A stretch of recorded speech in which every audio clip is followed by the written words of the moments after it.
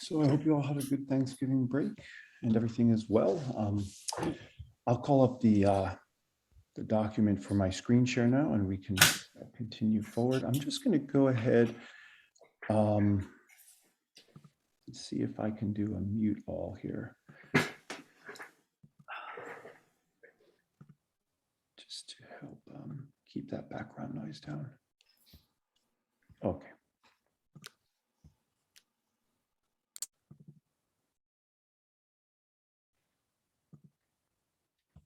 Okay, so we begin as always, Benum Christ in it. I greet Christ in you and welcome you back this morning.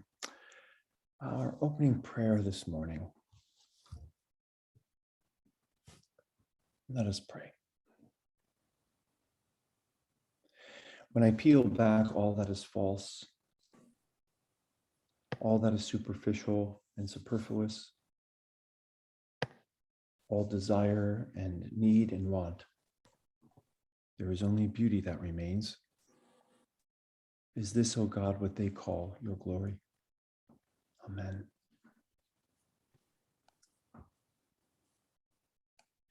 And our first reading today spans pages 107 to 108. Again, I have slightly extended readings this morning because it wouldn't have made much sense to break them up and span a week in between. So this will help keep the cohesion of the thoughts.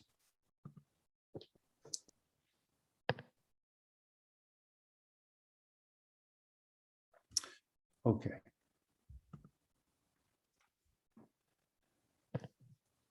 Christian ascetical practices do not seek to introduce beauty into the world as if to impose it from the outside.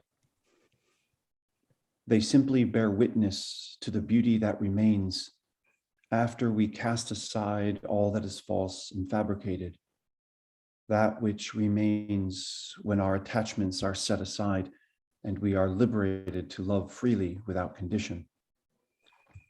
If we do not see beauty, we're not looking. If we do not hear beauty, we're not listening. The Christian contemplative is, after all, one who is compelled by the love of the beautiful, or better, who realizes his or her own beauty as beloved in the eye of the beholder.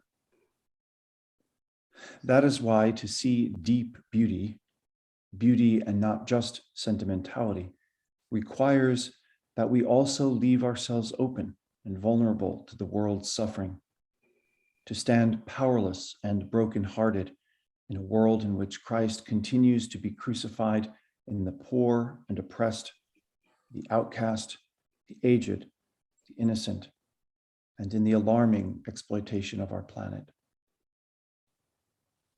It requires us to reject the veneer of hostility and anger of even our worst enemy in order to see more clearly the face of Christ in them. This is the vocation of the contemplative because it is the way of Christ, and not only of Christ the teacher and preacher, but of Christ crucified.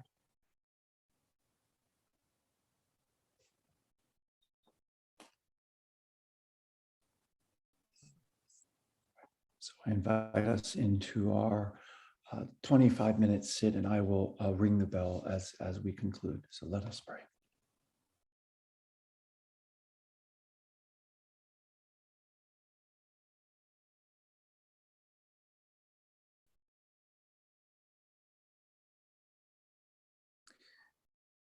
So our second reading, you'll find on page 105 if you're following in the book.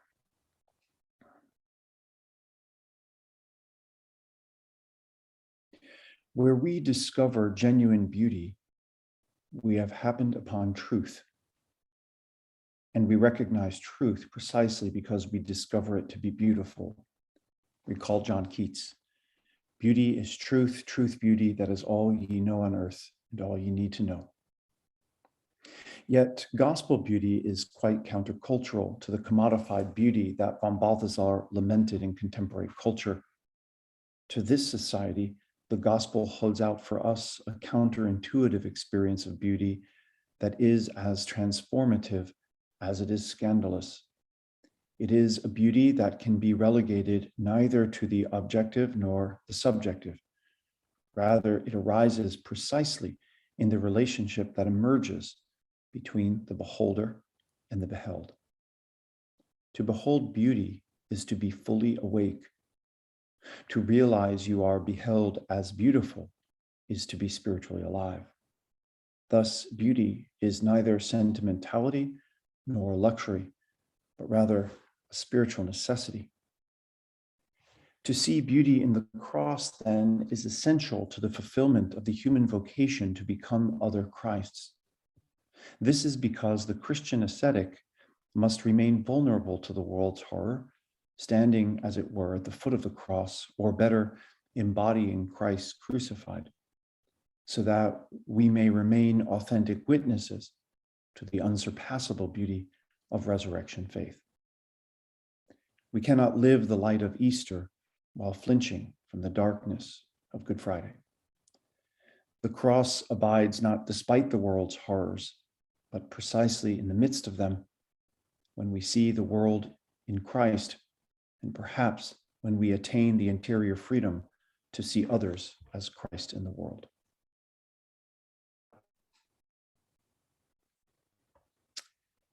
Our closing prayer then. So where, O God, is beauty in the world's ugliness, then comes the response in the heart that is moved to compassion, born of its own breaking.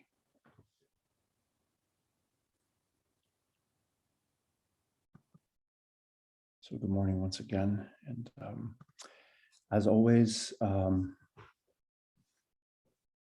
just want to welcome you back, and you have the floor. If there's any questions, thoughts, responses, David, I see your hand up. Go for it.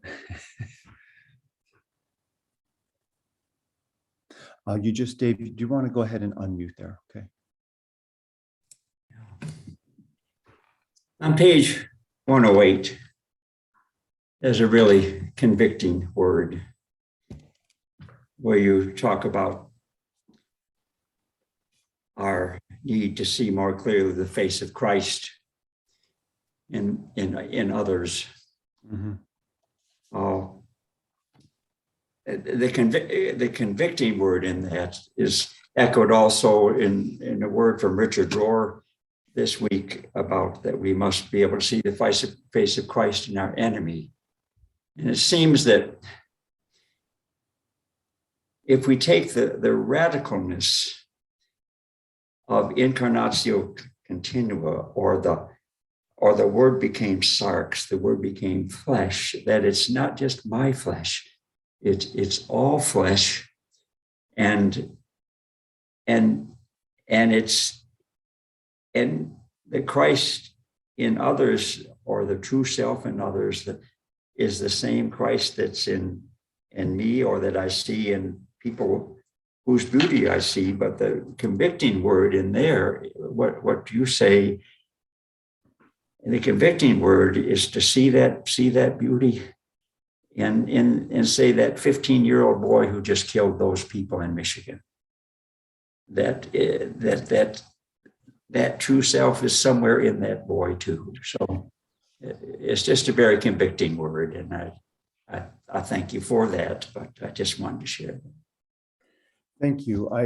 David, I appreciate that. And as we'll see, as I develop the remainder of this chapter, I go in that very direction to try to show the implications of what you're calling that radicalness. And I don't pretend that it's easy or that I've achieved the sort of ability to do that, even at times to my own disappointment for petty differences I might have with someone, how quickly we can kind of distance ourselves and show kind of a very narrow margin of sort of acceptance or compassion or mercy. And that's a constant challenge of fodder, if you want to say, for our spiritual life, to look at that. much less when we have a situation that you're describing, where there's, murder involved and really just the taking of everything from someone, their entire life. So, but this is what the tradition calls us to. It's the real beauty and the radicalism, not only for the sake of those on whom we would have mercy or show love or compassion, but really also, and somewhat paradoxically, as a way for us to be free of whatever it is that binds us to our anger, aggression, and all the toxicity that is for us in our own lives. So you'll notice over the next several pages, which for us will be over the next several weeks, I try to draw from the tradition to explore that very thing. So we'll continue to build on that idea, because I think it's one that we can never hear enough of. Right? The reminder. Thank you. Yeah, thank you, David.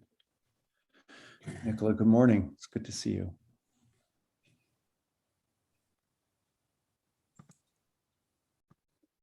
There you go. Nicola, did you want to, you're muted there. There you go. Yes, sorry. So this is a little off topic, but I was watching the tape last night that you did, the retreat tape. And it was very helpful to me, in particular from the marker from 30 minutes to 60 minutes, where you delve into the experience, the mystical experience of Christ within, and not our being rewarded for good behavior on our own merit. And something shifted in me overnight about that I wanted to share. And that is that I have always struggled with the label of being a Christian. Mm-hmm. And it is primarily due to the fact that in our culture, the word Christian often means something that embarrasses me personally. My ego is involved in that. And in terms of evangelicals, perhaps it's about that. And so I have never really been able to own that, being a Christian. And your exploration of that was just so wonderful and so heartfelt. And I'm just so grateful to you for that testimony. It was very inspiring. And I just wanted to speak to that. Well, thank you, Nicola. And just so that I can be clear of the context, are you referring to the video you would have seen from the presentation I gave in Minnesota? I don't know where it was, but it was 4 hours. Goodness, I'm trying to remember what that was. I'm so glad that it was the 6th of something. I'm not, well, it had to be November. We're not at the 6th of December. So it was the 6th of November, and it was just sent out in the middle of this week. And who sent that one? Say again. Phoenix. Oh, for my presentation, Phoenix. Oh, wonderful. Okay, that gives me some context. So thanks, Nicola. Yeah. So, let me first of all thank you. And I just kind of want to affirm two things that kind of rose up for me in your own sharing. First of all, thank you for that. And the first thing is I share that often that embarrassment because, and I think that many of us do, and I don't want to, demonize evangelicalism. I mean, I think it has its merits, and I think there's zeal and love and often, at least an authentic attempt at being, real Christian and deeply committed in that. But my own experience has been one that certain ways in which Christianity has come to expression have been embarrassing to me, and I've wanted to distance myself from them. And I understand what you mean to say that there's ego involved, but I also think that there's something else going on there, which is a degree in which you simply don't want to be misunderstood as representing the associated politics, ideals, perspectives, positions that generally gets wrapped up rightly or wrongly with that identification. And I think that is part of then not just ego, but your own authenticity of saying, when I tell you who I am in the world, that's not what I mean. And what I find is that there is So often the labels we use, intentionally or unintentionally, we don't necessarily know what we're communicating to someone when we attach a label to ourselves. What does it mean to say I'm this, that, or the other thing? We might mean it as something affirming or good or positive, but depending on their perspective, they're going to take that in a completely opposite way. And so one of the things I think that your comments, constantly remind me of is both the usefulness, but also the limitations of using labels of any kind, because you don't know what you're communicating, what that word means, and whether or not that word means the same thing that you intend it to mean by whoever's listening to you, which is where the value of real intimacy comes through in community and relationship, because I don't stop with the label, but say, let me tell you what that commitment of being Christian actually looks like in my heart, in my life, and it may not be what you're thinking. I just was visiting a friend this past week and met their friends. And I received a wonderful email last night that said that this conversation upended for them what their perceptions of a priest was, which I laughed at when I read that. And in many ways, it reminds me, Nicola, I have no idea. These people I met were perfectly lovely people. I enjoyed, my several hours having dinner with them. I didn't know what their perception of a priest was, good or bad or negative, but apparently it wasn't all that great. But hopefully, because of our dinner conversation, we never talked about it. It wasn't really a topic of conversation. I think it was just their capacity to say, oh, so a priest can look like this, and we've had this fine conversation and I don't feel judged, or whatever seemed to get upended. But that's where that can only happen in the context of relationship. So I just want to affirm that your reticence around that is not merely ego. I think it speaks to your authenticity as well, and I understand it. Yeah, thank you. Yeah. Let's see, Paloma plus Richard. Thank you. It's Paloma, at Hi, least Paloma. round. Thank you. So I wanted to give thanks for this morning's reading and offer context for my struggle, which is that my dad, who's had surgery and is in the hospital, is starting to go downhill in the situation, sundowners, and he's not thriving in the hospital. So our family's kind of eager to bring him home, but it's a lot of responsibility because he's fragile and big, and and so I woke up this morning to about 3 feet of texts that went on in the night between different brothers and sisters, really struggling with, we can't do it this way, and this isn't right, and we've got to do it that way, and he should go to the skilled nursing. No, has to come home. Anyway, but what I want to say is this anguish of sort of family old fights and dissensions coming up, and the Trump versus the Sanders sort of part of the family, underneath this kind of tension about my dad's care.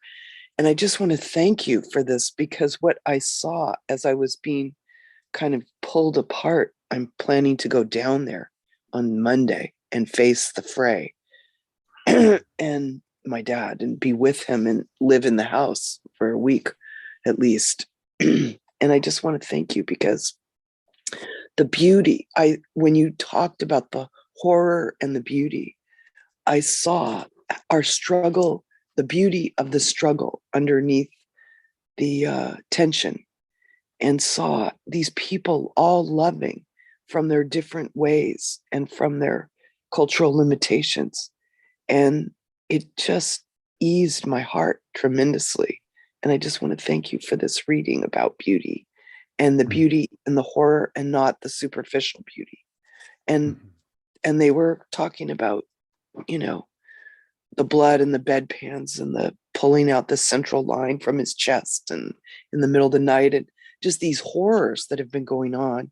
And I just, through your reading, I saw the beauty and the love underneath all that.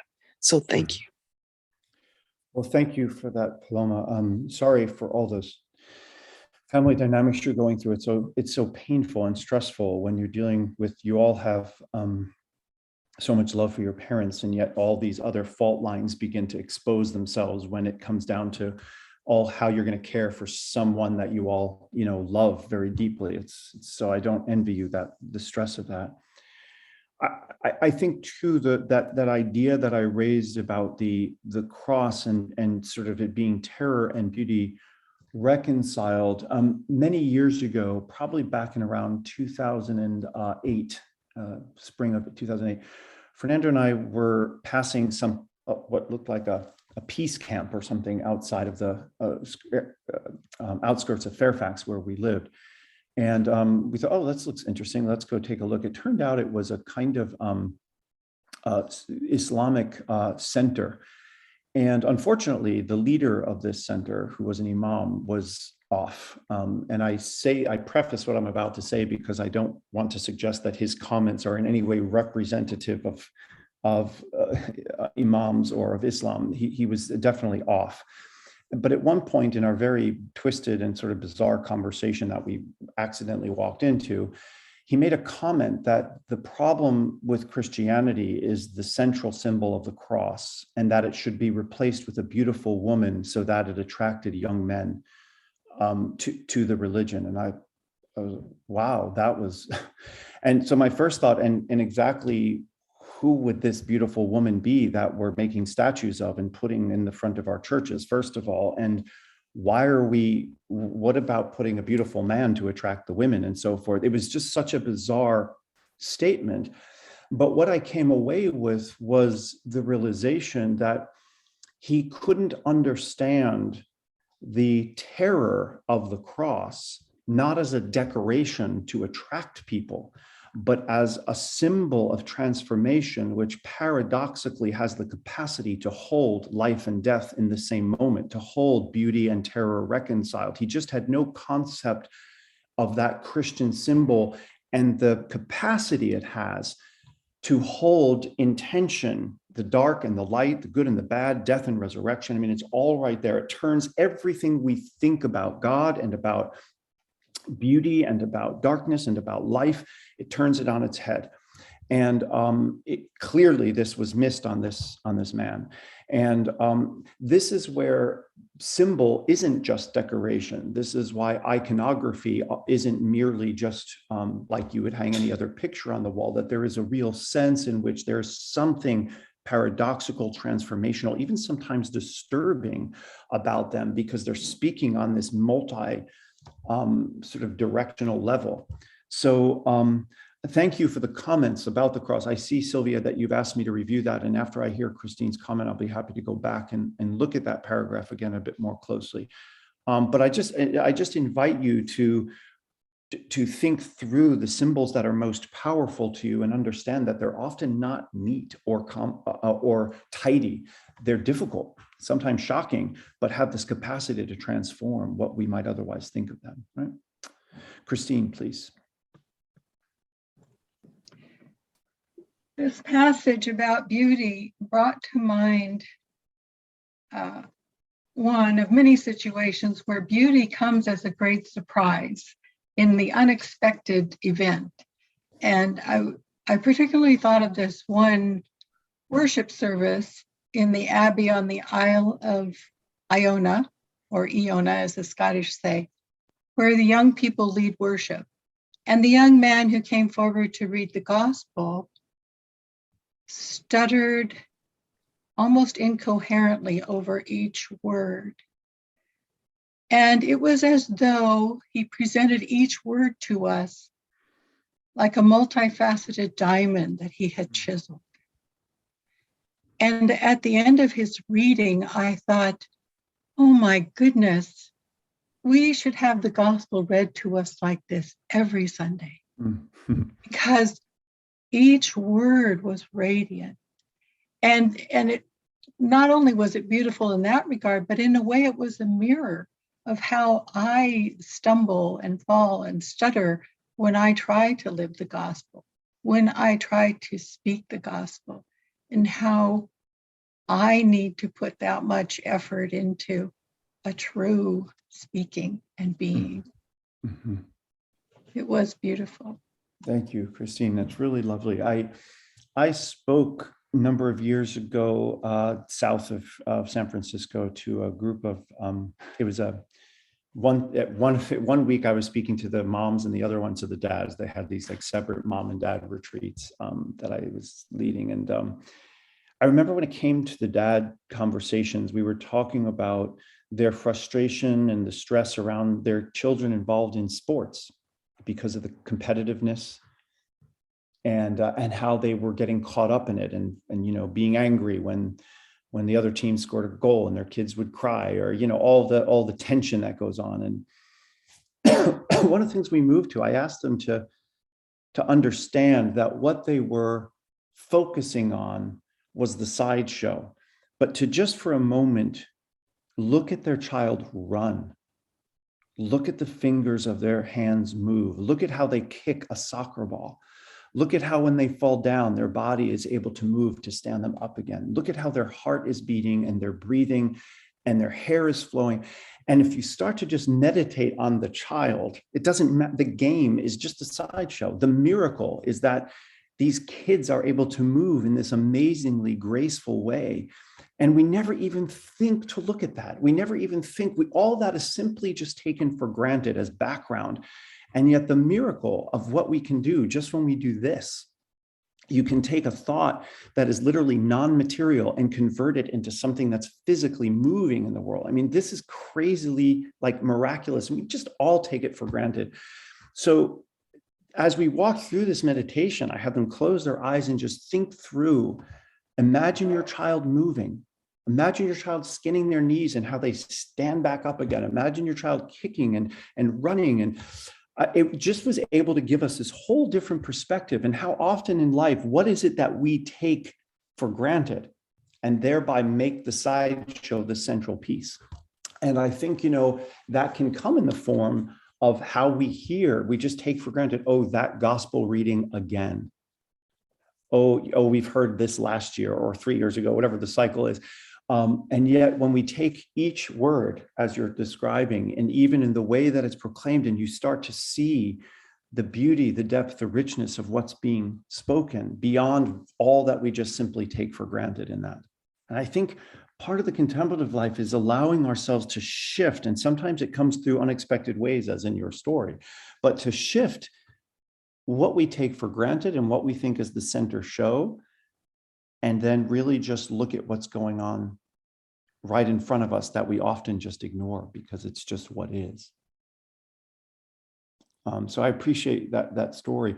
I want to, Sylvia had just asked, Sylvia, if you don't mind, is it the last paragraph you're asking me to reiterate? This one?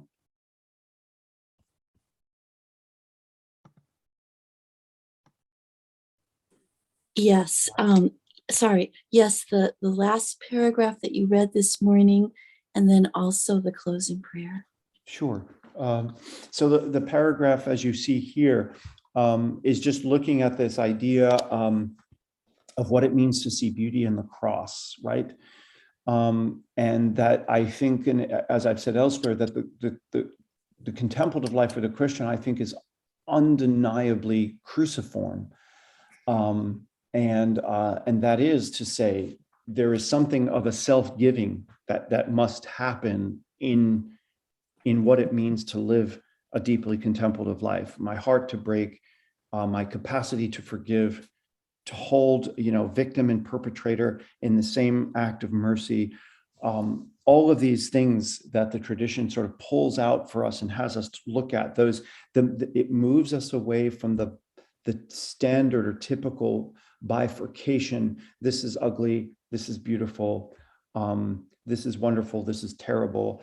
And instead, you know, as with these dads, you know, who watch a soccer game, to penetrate the surface of what appears like, oh, that's an ugly symbol, you know, that's a crucified human being, or that's an instrument of torture. At the same time, it's what has been done to transform that into something. And you can't get to Easter Sunday ultimately without Good Friday, right? So in that, whether that's a metaphorical Good Friday we endure in various trials or tribulations, or the bitterness we want to hold on to, that through grace we're able to let go of. All of these things is what I'm trying to bring out. And that, as I say in the closing, that the cross abides not despite these world's horrors, but in the midst of them, right? And this is, I think, what is the response of the divine to the suffering that we see in the world, to enter into it and to abide. And how often have you had, all of you, in your own experience, your own life, the inability to do anything for someone who's suffering through grief or loss of any kind, but to simply abide with them? That's what we have in our capacity to do. And I think that's what love does. And I think that's what the cross insists on, that God abides. And so the closing prayer is to ask the question then, where is beauty in the world's suffering? And in response, what came up for me, it's that the beauty is in the heart that's moved to compassion, born of its own breaking. So we see that it is the milk of human kindness, as we say, in the midst of someone else's suffering, that the beauty itself is found, and that is cruciform. Right? That is the image of a God who isn't the, as I say in the book elsewhere, the emperor of the universe, but is crucified love. That's where God is in the midst of suffering. So I hope that helps, Sylvia. I don't know if you wanted to comment on that. Otherwise, I see Jessica. I see your hand up. But Sylvia, did that Yeah, thank you so much. It's the Saint Francis prayer being born in us, that Saint Francis would see whatever was presenting itself and see what was lacking, and ask us to become that form of beauty creating love. If there was suffering, let me be the heal, where there is pain, let me be the medicine. Where there is hatred, let me be love. So in a way, it's to see beauty in everything, deserving whatever is lacking, because it is inherently God and inherently beautiful. And then we can see with those eyes what is needed and become the gift of love where there is hate,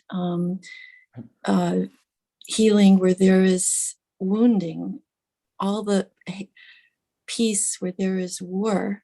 And in a way, we then become beauty agents. Mm-hmm. That's right.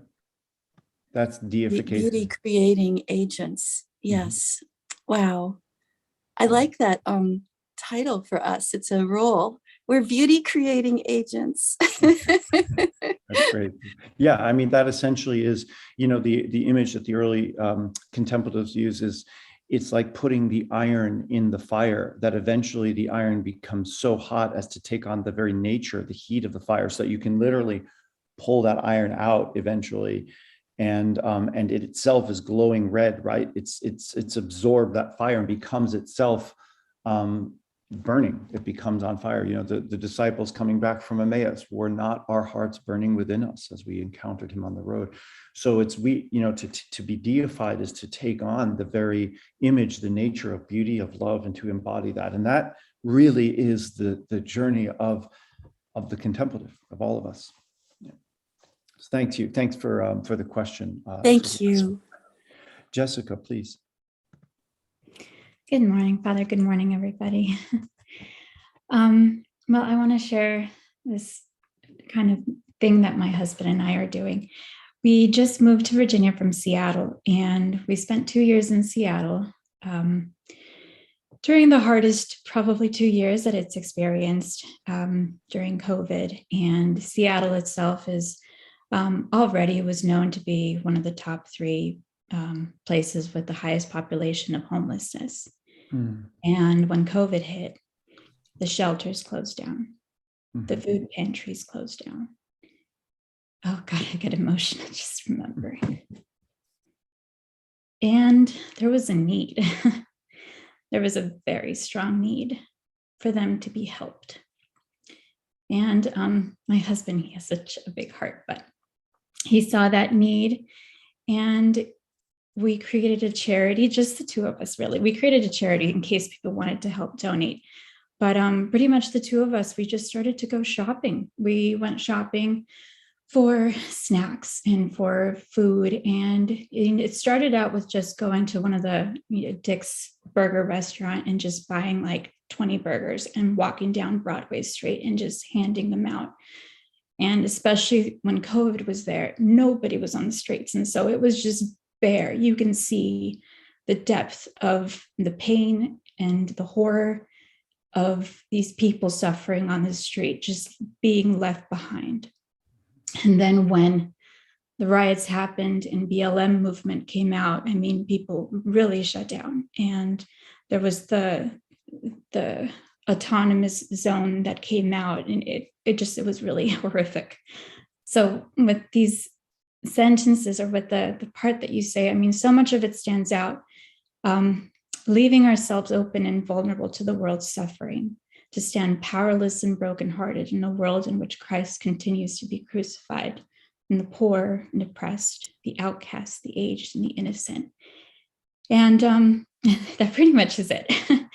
We were as vulnerable as can be, in the sense that we just grabbed some burgers, we grabbed drinks, we grabbed snacks and peanuts and power bars, and we just took to the streets, and him and I, and we just walked around and we handed food to people, and we had to be open to any kind of encounters, some of which were people being angry and turning away. And we saw some really difficult things I won't ever be able to forget. But what I'm saying from that, we also had the most beautiful encounters with people, and people that were kind of helpless.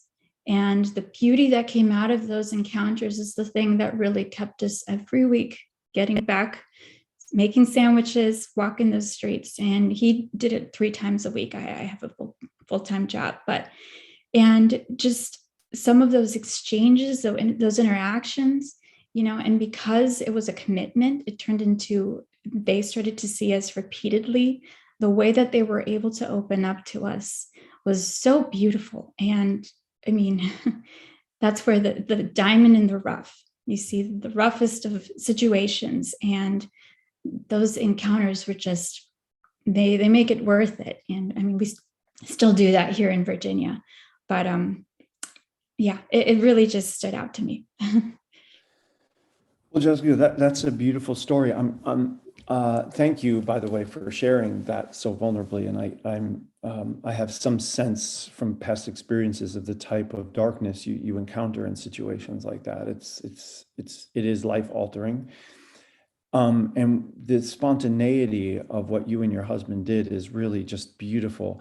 And one of the things I'm glad you did within the context of your story is sort of come full circle, round it out to what the gift was for you in it, because I think that's often what we miss when we talk about being self-sacrificial or giving of ourselves, is that it doesn't stop there somehow, that there's something beautiful and rich comes back to us in the very process.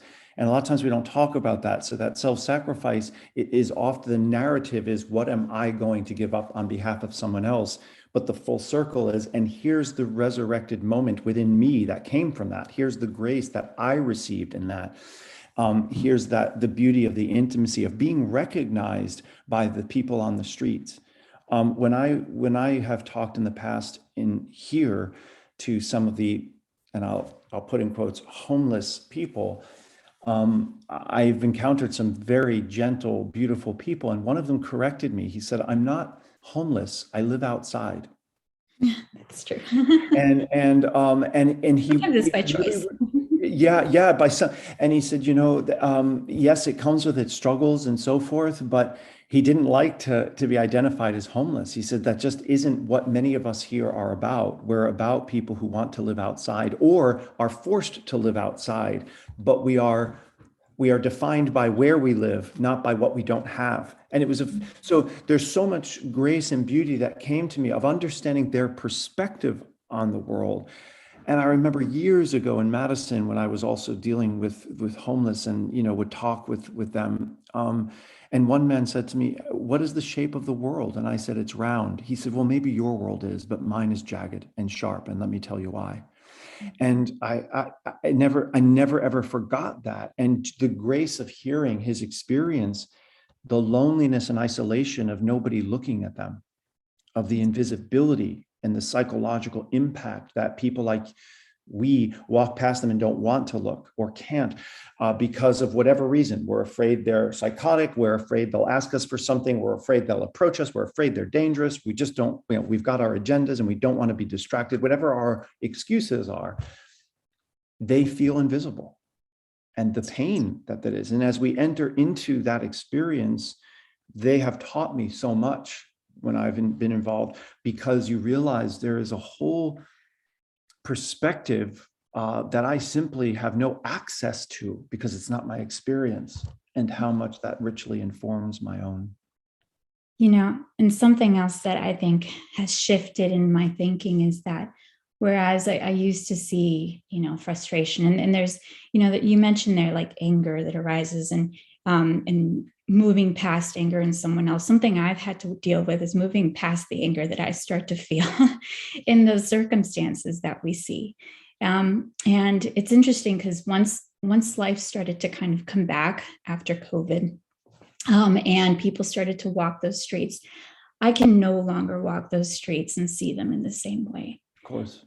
My friends would take, one time they asked me to go out with them, and I just didn't do that very much, but I started to really change the way that I saw ugliness, in the sense that I started to see these people as really beautiful. And the ugliness that I started to see was all of the people that just spent money, so much money, in just this fine dining while there's a person without a home or, hungry, sitting right there. And it totally overlooked. And that's where I saw the real ugliness. It's just that disparity, and how one can just have these pleasures and not even conceive or see what's right in front of them. Exactly right. I mean, it's a much more egregious instance of what I was talking to those dads about. You're being distracted by the game and can't see the beauty of how a child moves, how your own child has this capacity. And that is what you're describing is exactly an instance of what I call gospel beauty, because it, like the cross, it turns it on its head. It turns what we think of as beautiful, the Tony restaurants and the beautiful people who go there and all the wealth and all of that, right up against homelessness and starvation, and we don't see it. And it's the blindness or the willfulness to turn away, in myself even, that becomes the light of the gospel shines this light on that and says, you need to look at this in yourself. You need to look at how you have the capacity to do this and what that means. That in itself is a moment toward beauty. Yeah, that's true. Yeah. And Nora, I know that you want to speak. Just one more thing with that. My husband is a teacher, also he's a professor, but he had a student in which shared that his family over the weekend did a marathon for homelessness. And then as his family was walking home, they saw a homeless person sitting there, and his family crossed the street to walk around them. And the kid at least had the heart to kind of recognize, like, here we are running a marathon for this cause that we are so hesitant or willing to avoid face on. Mm-hmm. Yeah, that's a telling, wow, out of the mouth of babes. Yeah, thank you, Jessica. Thank you. That's beautiful. Nora, please, sorry for the wait, go right ahead.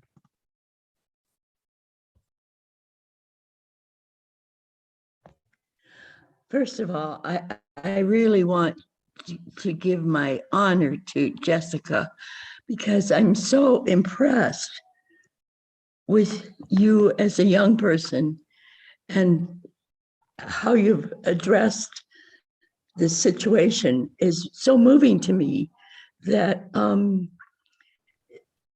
just impressed. You've given me hope as a young person. So I want to say that I'm spending the weekend in a little village in Oaxaca, in the state of Oaxaca in Mexico. It's called San Miguel de Jutla. And yesterday I came here with a friend who has restored the family home in this sort of Quixote expectation that her brothers and sisters will come back and live here. And she's done this with a modest pension at best, but she's worked so hard for the last 6 years, and it's really a beautiful, beautiful spot in this little village. And 4 of her siblings are in the States, and only 2 have documents who can leave even to come here. So it's really, but anyway, with her yesterday, I had so many experiences in this small village that were so amazing. I had to take time out to just write about it, because I cannot. First of all, it started with my meditation, where I took a prayer from Pope Francis for Advent.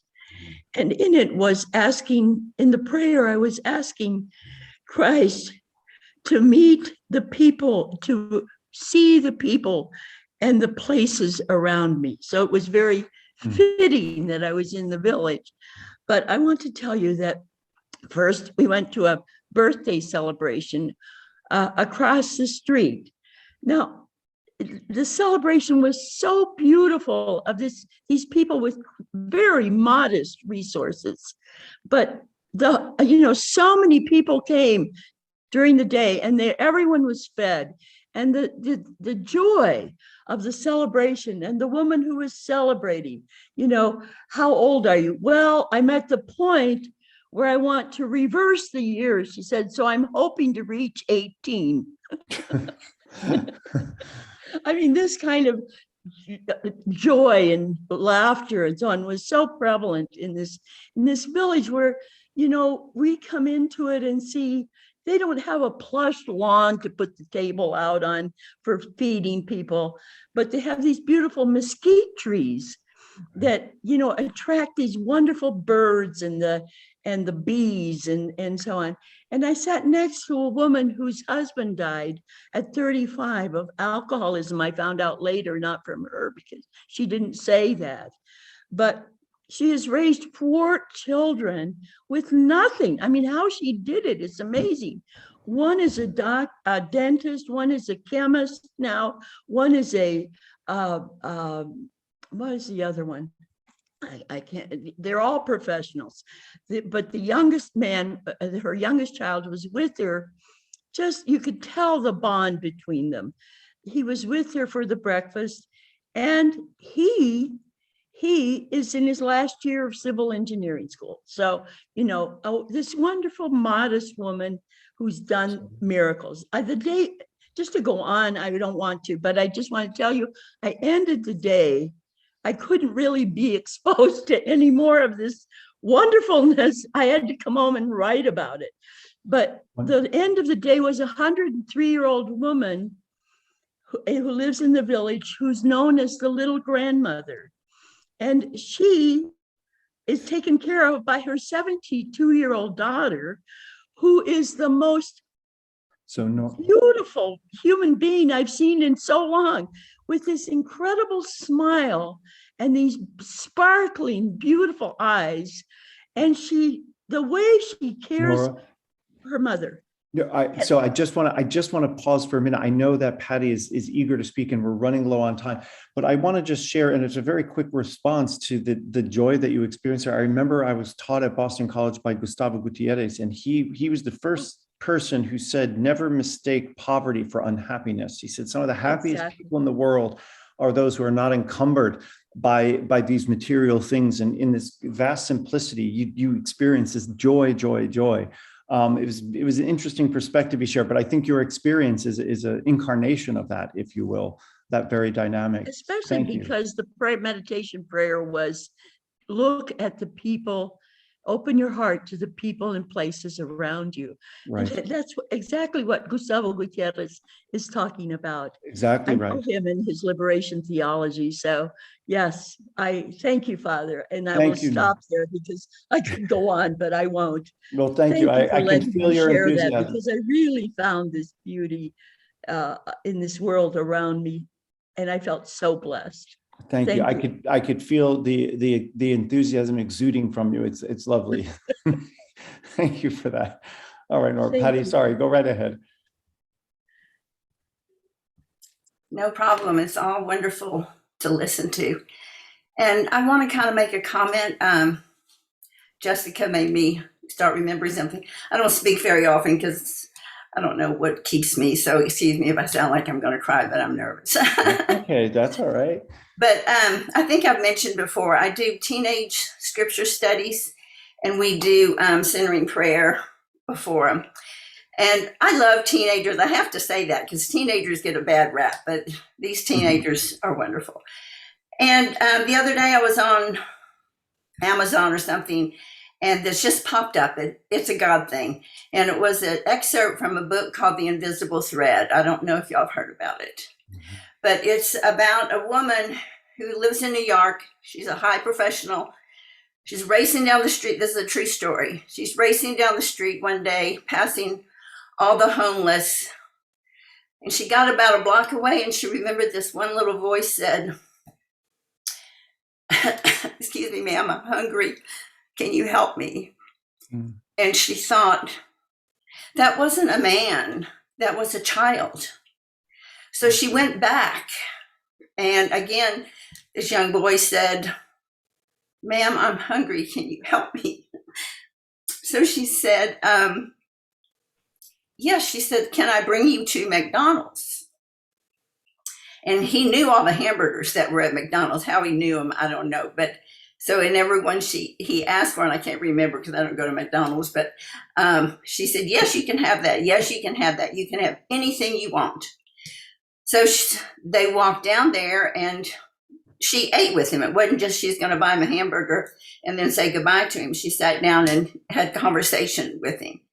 And really, and in the book, and I've just started it, but the point about I found out they have a juvenile edition. So I'm reading it with my teenage boys. And that's another side story because Jessica said several things, because when the young boy's talking, I'm thinking, how is he able to express himself so well? Because he told the woman sitting at McDonald's, my grandfather's, because he lived in a hotel for the homeless, and there are probably 12 people there every night. And she said something about where your mother was, and she said she's sick all the time. And he was like defending her. He said, I know she loves me, but she just can't take care of me like I see other mothers take care of their children. And I mean, he had a really huge little heart. And so as they were leaving McDonald's, some ambulances went by, or fire trucks, and she said to him, do you ever think about what you might do as you get older? And he said, like be a fireman or a policeman. He said, no, ma'am, the only thing I see myself ever thinking about is how can I get my next meal? Mm-hmm. So then she brought him back to where she met him, and she handed him her card and said, call me anytime you need me. And then she got a block away, and she goes, that was the most ridiculous thing for me to do. He doesn't have a phone. How can he ever call me? And I haven't gotten into the book yet, but he's grown now. He's a young man, and he's working. He has his own family, but they stayed in relationship for about 30 years. I mean, they're still in relationship, but it's just because as Jessica was talking, and you were talking, Father, about your experience with the homeless, you don't know them. I mean, when he talks about living in this homeless hotel, he's happy with them. I mean, he knows they're hungry, and his uncles come by, but they have a life, and it's respectable. And I just think people just judge them so quickly. And here they are doing the best they can do. And it's just a wonderful. And as I'm reading it with the teenagers, I pause, and because they didn't even have a bathroom in their little room, and they lived in one room that's probably that had, they had a makeshift sink and all this kind of stuff. And it's just it's a touching story to get to know the homeless. Patty, thank you for that. What is so telling about that story, and what I think is really what the gospel is calling us to, is exemplified in that, because the idea is ultimately, just as we talk about at St. Columba's, that we're, what I'm trying to do is to hold a space where we can create and sort of hold out for each other intimacy, right? A sort of spiritual intimacy. And I think that it's that relationship that the gospel calls us to, not merely doing something nice for somebody who's less fortunate or less financially able, but crossing the lines that separate us. I mean, if we really look at the gospel, Jesus was all about establishing relationships where up until then there had been judgment, or there had been ritualistic lines drawn, who's pure and who's impure, or ethnic lines drawn between Jew and Gentile, and so forth and so on. All of his ministry is about inclusion, is really about bringing people who had otherwise been separated because of some established boundary, to break through that boundary, to create the capacity for relationship. So that, yes, it's wonderful and kind to give a hamburger to a little boy who's hungry, but quite another thing to establish a 30-year relationship where that grows from that, in which that commitment to that person's life, not just to their next meal, becomes definitive of who we are, and changes and transforms us. And that happens in all kinds of ways. In our own lives, many of us, it might not be necessarily between people who live outside and people who live inside, as it were, but across all kinds of boundaries, and how when we forge those relationships or risk the scandal of crossing those boundaries for the sake of another, how amazing things can emerge from that. So thank you for that. Thank you, Patty. I really appreciate that story. It's quite a beautiful example. But in a small way, and I know we're running out of time and we need to get to practices, but I tell people, because people say, Patty, you make friends with everybody that comes to do any service at your house. And, people are so interesting, whether they're cutting my grass or fixing my plumbing, and I love it. It's not like I'm doing this good service. I mean, because I really enjoy listening to their stories, and I learn something from every one of them, wherever it is. And I love what you just said about crossing the boundaries, because it's more than just giving them a handout or a smile or saying good morning. It's like, wow, tell me a little bit about yourself. Well, and the invitation I would just put out for people to consider is, in your own life, world, context, neighborhood, find a boundary. It needn't be an economic boundary, but find a boundary that just naturally, or actually without much thinking, keeps you segregated from someone, and cross it and see what happens. Just step over it, invite someone to dinner, that, just see what emerges from that generosity. And I think that the gift will be mostly for you in the end. So thank you, Patty. I appreciate it. We are running low on time for practice, but Gerald, I saw your hand just go up. Why don't you go right ahead, and then we'll move to practice. I'll make this quick, but Sue and I received a beautiful gift this morning. We have friends who have a child who's about 4 years old, and she was born with a very serious problem with her brain, to the extent that as an infant, they had to remove the better part of one half of her brain. So her growth and development has been a day by day, week by week, almost a miracle. Well, we received a tape this morning that her dad took of her walking for the first time with her cane. And as he videotaped this, he was playing Leonard Cohen's Alleluia. She walks from one room. It's one of those canes with the 4 things on the bottom, and she's wobbly in her, but she can speak quite clearly now. And she was walking with her mother, and had her mother sit down at her play table, and she was going over about 4 steps by herself with no, she didn't use her cane, going from the table to her play coffee to get her mother a cup of coffee. Now, you talk about suffering and beauty wrapped up in one package. You bet. it brought tears to our eyes. Mhm. It's just, it was absolutely fantastic. Gerald, it is very, it's almost, it chokes you up to hear it. The beauty of that, what I want to also just highlight in that story for all of us is, because it's so, what I was trying to communicate earlier about where is God in the midst of that, in the midst of suffering and transforming that to beauty. I mean, look at the abiding love of her parents that made all of that possible. The persistent, abiding love that has gradually brought her to this place because of their care and the medical attention and their advocacy and their persistence and their all of that, and the pain that they endure having to see their child in this state. But yet in that, look at this moment of alleluia they've come to. It's a profoundly beautiful story, and it's all about, at the root of it, abiding love. That's really what it boils down to, right? That's beautiful. Thank you for that, Joe. Lovely way to sort of end those comments this morning with just another I would example. say that child is one of 4 children in that family. And it's beautiful even to see the whole interaction of the family. Right. Yeah, absolutely beautiful. Yeah. Thank you, Sue. Yeah, it's a stunning story. I want to share with us all the meditation I'm going to offer for the coming week, and then we can have a little bit of time to discuss last week's meditation.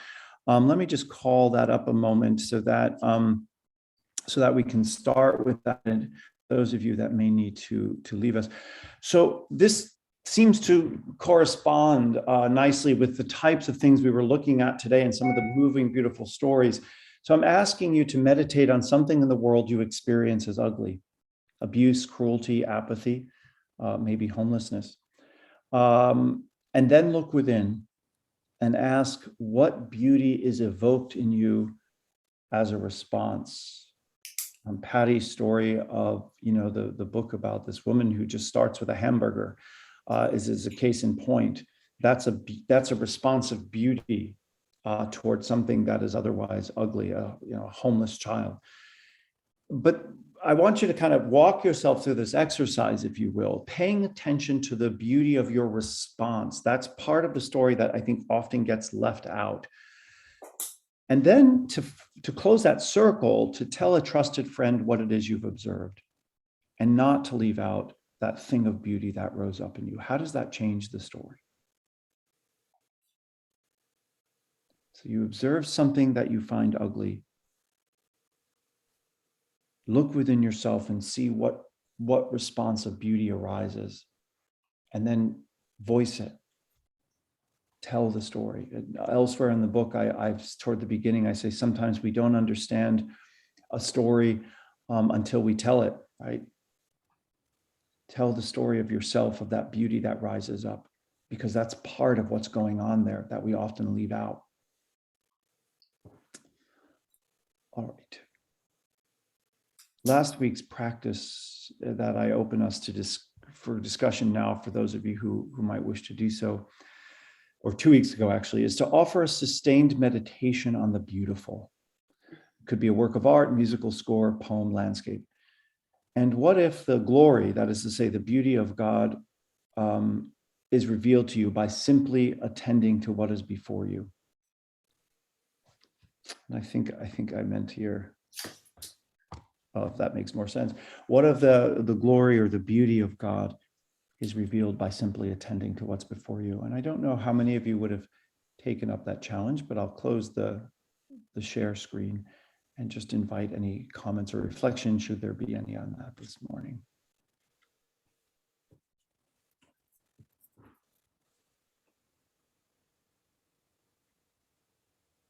JJ, thank you for your message in the text there. I appreciate that.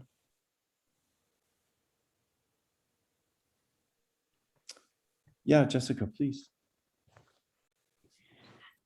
I know I've spoken a lot, so only if there's time to do so. Yeah, no, go right ahead. This is sort of a different a conversation on some level, more practical. Yeah, so this was really a powerful task that I took to heart. Over Thanksgiving, my husband and I, we went to a monastery and spent Thanksgiving with the monks. It was a really lovely retreat. And it was in the lower Hudson River Valley, a monastery called Holy Cross. And it was right along the river. It's a beautiful place. And I woke up to the sunrise. And it was so beautiful. But it was interesting because I've had other moments of beauty, and one in particular that I always go back to, and it was in Ashland, Oregon, a little tiny town in the southern part of Oregon. And, you know, in one of the readings, it was talking about how if you're not looking, you're not seeing God's beauty. And I felt interesting because I was looking for it. I was looking for it these last 2 weeks, looking for beauty to contemplate. And as much as I looked and as much as I appreciated and was moved by it, it can never compare to this moment that I experienced driving along Ashland and being overwhelmed by this beautiful landscape that I used to look at every day because I went to undergrad there. But I was never moved by it as an undergrad until I came back from this transformative trip to Europe. And I was just overwhelmed and thinking, like, feeling God's love by this landscape I looked at every day. And I realized that I wasn't looking for beauty in that moment. And when in fact I was looking for, after that transformative experience, I was looking for God. And I had come back with this amazing experience where I was really starting to seek and search my depth. And in that openness, in that looking for God, is when God was revealed to me. And so that's what I wanted to share. It's beautiful, Jessica. It's amazing when you see something that you've seen for so long, and then out of nowhere you see it with new eyes, and how it can be so jarring and moving. It's as you looked at that landscape after your trip to Europe, right? And I think too, you know, in the comments that I made that you referred, which thank you for sort of recalling that. It's sort of like, you know, the type of thing I'm talking about is what you referenced earlier. If you're not seeing the beauty in that homeless person sitting next to the Tony restaurant, then you're not looking because you don't want to look. But then at the same time, there's the beauty that comes from seeing something anew, that you're seeing what you've always seen, and yet somehow it becomes a penetrating, even transformational radiance through that. That in many ways is the grace of the contemplative life. Thank you. Anna, please.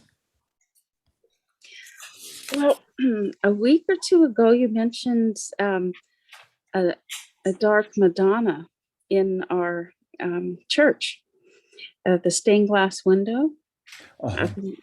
And I thought, yeah, I've seen that. And when I looked in my camera roll, I have like 6-8 pictures of that.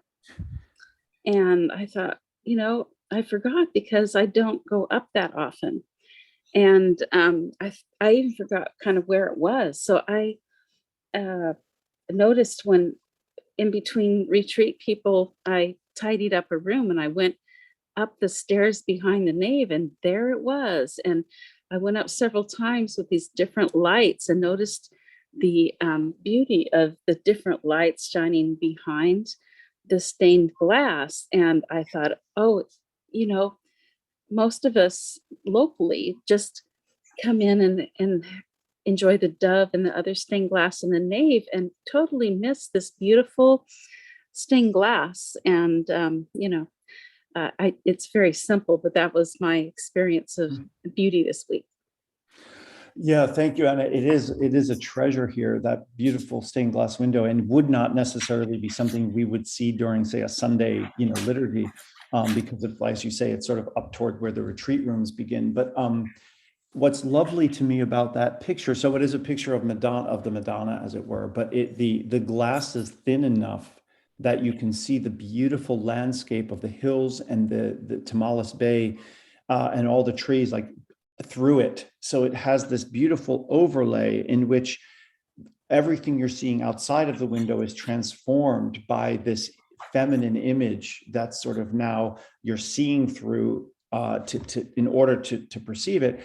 And on the other hand, the contours of her face and her whole upper body is shaped by, as you say, Anna, the light, but also the landscape that comes through her.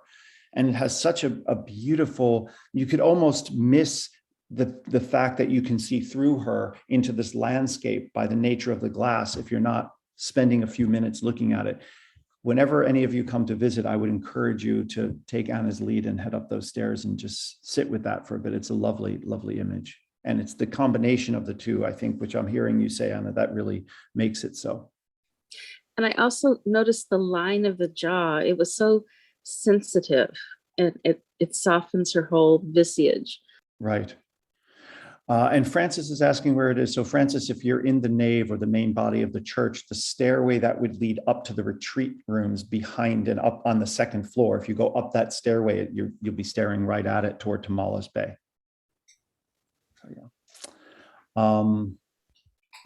Any other thoughts before we wrap up this morning? Anybody want to share their challenge, their perspective?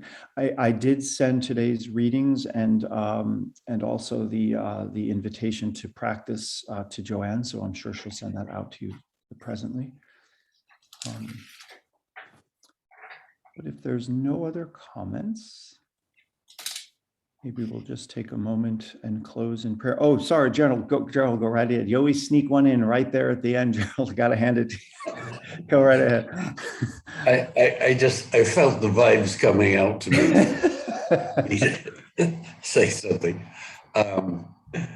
Well, it's somewhat superficial, but I've got that fake, that Zoom background on, but that's basically what Sue and I are looking at this week. We're down on the Gulf, and it's just, it's amazing what you see in the sunrise and the sunsets. And this morning it was a heavy fog. Never seen anything like it. A pier about 200 yards down the beach, and the fog was so low and so thick you couldn't see the pier. But naturally, we're just enjoying this to no end. And the other day we looked out and there was a man digging away in the sand, and he's putting letters in. And later on, we look out, and here this guy has scraped in the beach in huge letters, "Let's go, Brandon." And no matter which side of the aisle you're on, there's something about that that's very distasteful, to say the least. And to put it in this beautiful scene, the people walking on the beach, it doesn't look like they can see it. Apparently someone who's high enough in the condo that they did it in the way they did. And that's about 4 days ago. Now it's slowly fading from people walking over it, but anyway, I just, the contrast there is just an internal struggle. I hear it. We have, I'll use it again. We have our yahoos. I won't use that word again. I've read the third journey of Gulliver, and they're horrible. Yeah. But you got to be horrible. Anyway. Thank you. Yeah, I'm sorry about that experience, Gerald. I know it's, yeah, I understand the frustration of that. Thank you. And this is, you know, what part of the beauty that I'm hearing in that story is, as you said at the end, how it's fading, and it just, you know, so there's a degree to which there's a transience to all of that ugliness that fades by simple passing through, passing over. So thank you for that. So we are at about 20 of, and I just want to thank you for being here again this week. Next week, on Saturday, I'll be working with Jonathan Montaldo on a workshop that he is doing here. In fact, he arrived here yesterday. He's doing just fine, and we're looking forward to the next week together. Lots planned for him. So he'll be presenting on Thomas Merton, and he's looking at basically Merton's ideas of prayer, particularly prayer as darkness and prayer as what happens when in the midst of prayer that you're confronted with sort of emptiness and void and the dark night of the soul. And Jonathan will be giving 2 presentations of about 45 minutes each with a little break. We'll break for lunch for about an hour, and then I'll be interviewing Jonathan in the last hour as we're shaping that up. So you're welcome to go to our website, stcolumbusinverness.org, and register for that if that's something you'd like to attend. But for the point here is because of that, I will not be able to be present to this group a week from today. And I apologize again. I know last week was a conflict also. My schedule gets pretty packed this time of year between end of term and retreat work and the Christmas holidays.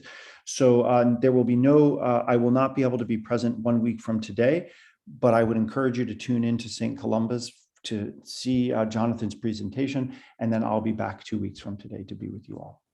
All right. So as you go forward, keep your eyes, your heart open for that beauty that is around us everywhere, to penetrate what the world thinks of as ugly and see in that the beauty of compassion arising up in you. And so go in that pursuit of beauty, and may you be filled with grace and beauty as you do so. And go with my blessing in the name of the 3 in 1 and 1 in 3. Amen. And I look forward to seeing you all very soon. All right. God bless you now.